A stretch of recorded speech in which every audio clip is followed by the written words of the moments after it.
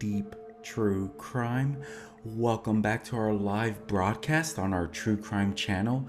In today's episode, we continue the gripping case that we have been following, the murder of cyclist Moriah Wilson. Now her alleged killer stands accused of first-degree murder in her killing. I'm your host, Manny Rodriguez, and I'll be guiding you through the details of this intriguing case before the trial begins that has captured the attention of the nation. Let's dive into it. Don't go anywhere. I'll be right back.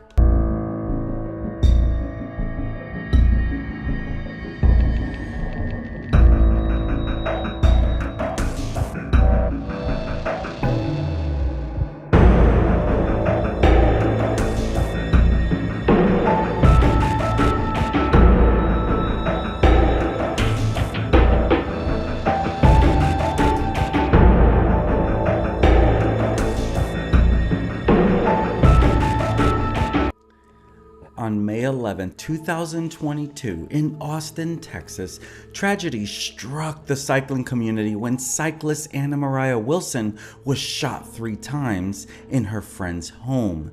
Wilson, a rising star in the cycling world and a potential future Olympian, was just 25 years old. Today, we delve into the details of this case, starting with the suspect, Kaitlin Armstrong.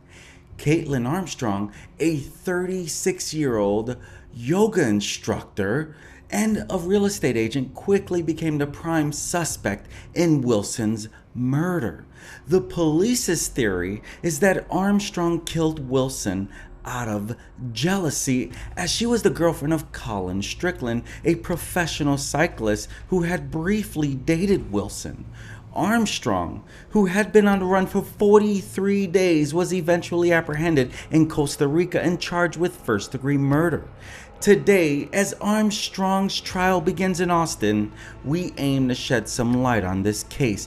But first, let's talk about the victim, Anna Moriah Wilson.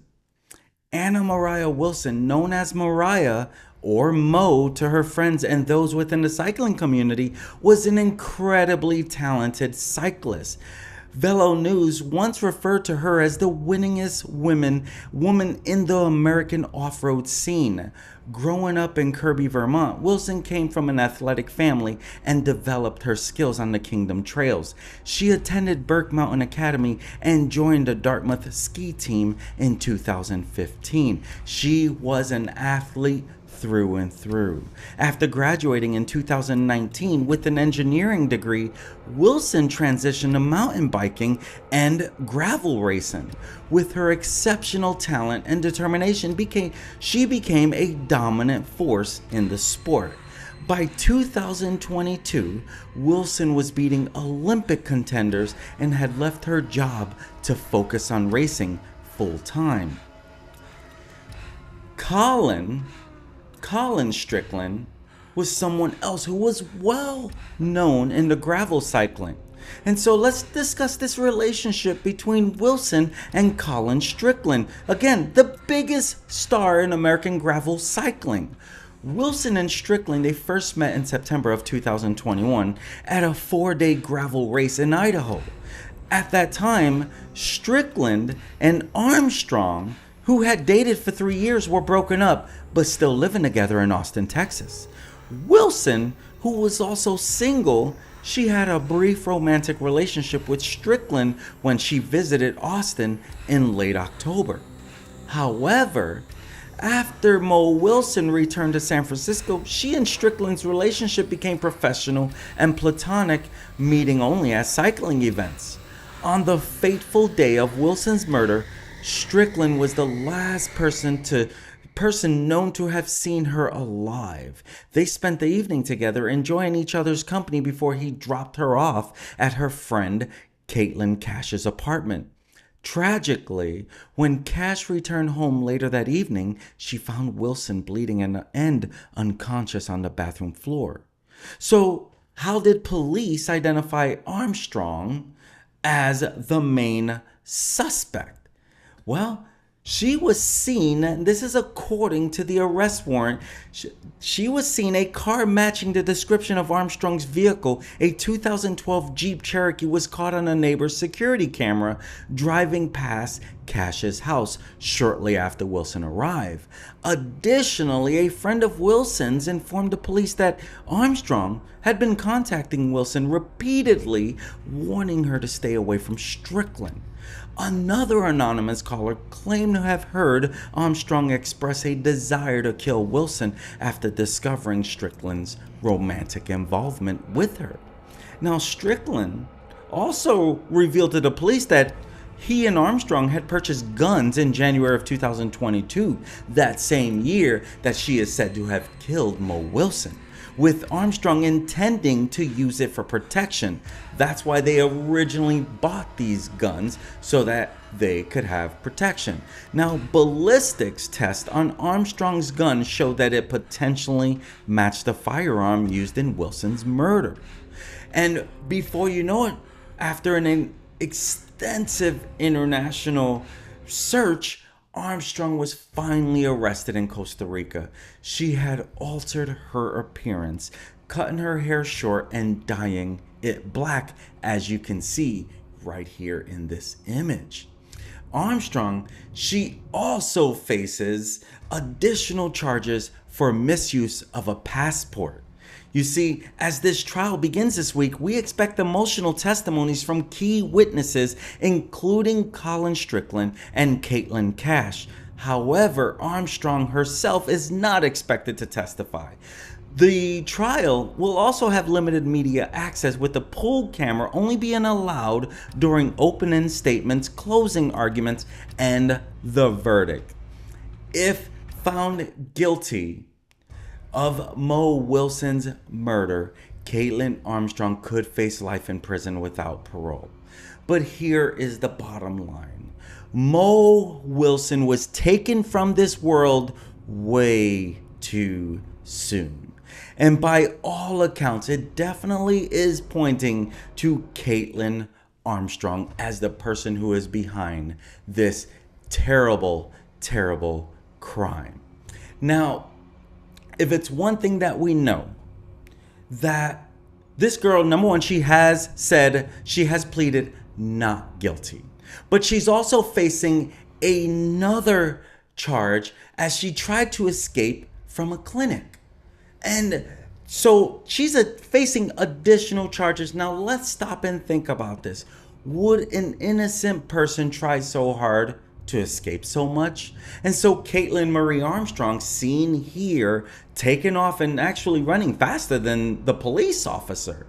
And so Officer Johnson and Officer Castruita, they advised that inmate Armstrong intentionally and knowingly fled on foot as they exited the rear entry doors of the doctor's office.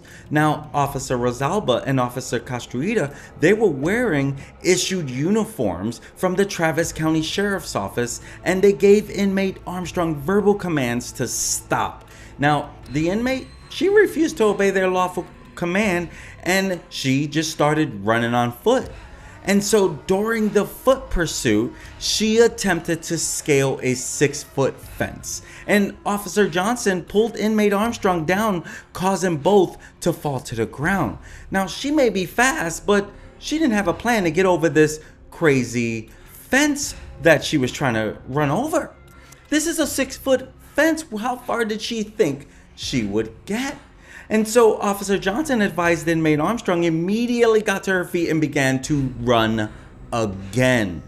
And she continued to flee, running approximately 1 mile, disregarding the officer's verbal commands and the sirens that were behind her. She was trying to escape. Now, during the escape, Officer Johnson and both officers, they suffered bodily injury to their arms and knees, causing them visible injuries and pain while they both attempted to capture inmate Armstrong as she ran. And so you got to stop and think again, why would someone so innocent try so hard to escape again? And so, this girl, she removes her stuff to get out of there. And, she removes her black and white striped uniform pants, which revealed that she was wearing thermal pants underneath in an effort to disguise her appearance as an inmate. She went that far. Literally, she tried to remove this black and white striped uniform while she's on the run because she does not want to look like an inmate on the run. She thought this out. And so during the investigation of the escape, they had video footage from the Travis County Correctional Complex, which was reviewed, and it showed inmate Armstrong exercising vigorously throughout the last several months. And so inmate Armstrong, she could be seen running, doing squats and yoga throughout her day room and recreation time. She was prepping to run. She was prepping to escape. And during the investigation, Armstrong's cell was searched by correctional staff, and a metal pen and dental floss were recovered from her cell. The metal pin had been broken off, providing a solid, thin metal piece that likely could be used to manipulate a handcuff to be removed. She thought this out. She planned it out, and now she's facing more charges. This is a desperate woman, and you can rest assured that she will not be just sitting in court, because they already know this girl would do whatever she can to escape.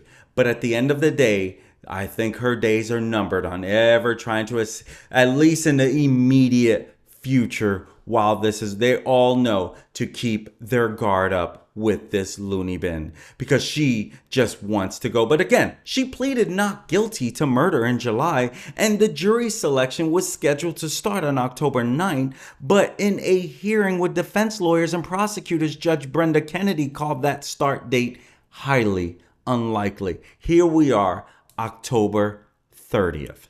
So it did not go to trial. And so now we wait to find out what will happen next. But Mo Wilson, rest in peace, Mo. You did not deserve this. And you were taken from this world way too soon. And so now the jury selection begins today in the case of the yoga instructor that is accused of gunning down this wonderful elite cyclist while in the throes of a jealous rage. And Kaitlin Armstrong, she's 35 years old. She is going to spend a lot of time behind those prison bars, because right now, let's be real, it's not looking good for her at all. And so now we wait to see. But this girl was able to elude police for 43 days. She then was going to the doctor with the police and even tried to run. She is desperate, but she wasn't desperate enough to avoid doing the unthinkable to this wonderful cyclist. And, it was pretty obvious after her car was seen on the scene. This almost made no doubt you are in trouble. My friends, I'm Manny Rodriguez. This has been another episode of Deep True Crime. Rest in peace to Mo Wilson, taken from this world way too soon. My friends, if you are a person of prayer, please pray for justice for Mo Wilson. She did not deserve this. This is not on her. I'm Manny Rodriguez. My friends, if this is the type of content that you like to follow, my goal is to be a voice for the victims, to be a voice for you, to let you know this is what could go wrong in this crazy world we live in. There are jealous people. This is not the first time something like this has happened.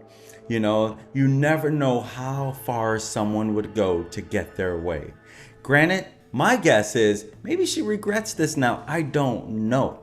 But she went to the point to remove her pants, to try to remove handcuffs.